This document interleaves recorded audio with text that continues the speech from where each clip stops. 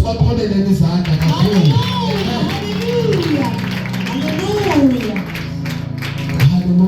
Hallelujah. Ndibulise ndiyazi kodwa phaya ekhaya sidinga unity but nalapha ndivile kuthiwa unity. Amen.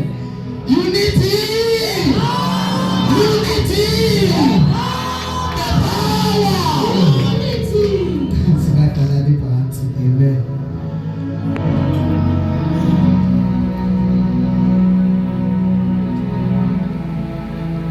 Igama lami ndingumntando. Iseleni yami ndingugxothelwa. Ndisindisiwe. Ndihlala ekhaya elitsha. Ndingugxarha uvambalo uMahlahlana umCwerha.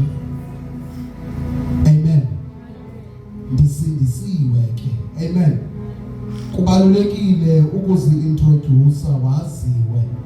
And kubalulekile ukuzazi. Amen. Ukuthi ungubani ndike ngibava abanye abantu besithi ayibalulekanga loo nto leyo. No, ibalulekile bazalwane kakhulu. Amen. Especially kuthi singamaXhosa into yesiduko into abantu abazingca kakhulu ngayo. So when it comes umenshina isiduko sakho ubonakalisa ukuthi nabo ogxarha bayakwazi usindiswa. Nabantu besisiduko bayakwazi usindiswa. Amen. Uzama ubonakalisa lanto utate beyithetha athi uThixo akamkhethi wabuso bami. Hallelujah. So ibalulekile loo nto leyo bazalwane. Amen. Yeah, ndimke lowo. Ndingutata ke. Amen. Cha okwangoku iring yami senengxaki. Ndinayo yona iring but senengxaki. Amen.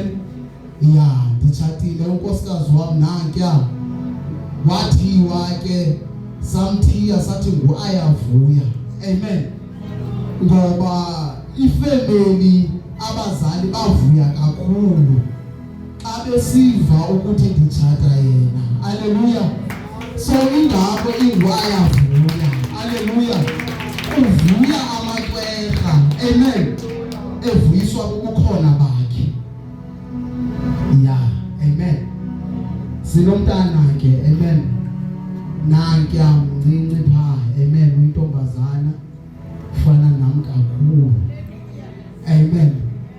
Yeah. Singadlalani phansi. Amen.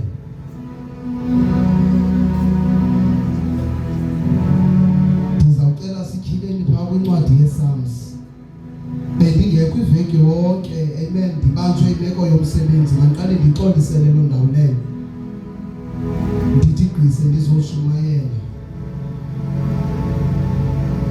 Kwakusuppose ukuthi ndibe lapha iveki yonke but bazalwane bendibanjwe kumsebenzi mhlawumbi nami iintsuku ezithile ngendimane ndibe khona. Amen.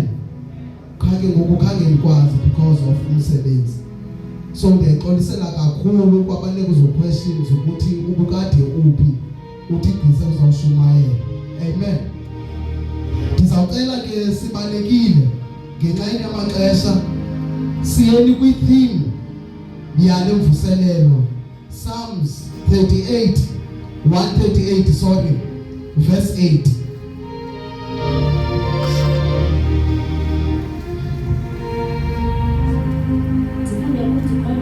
Yeah, undikhoya sisona.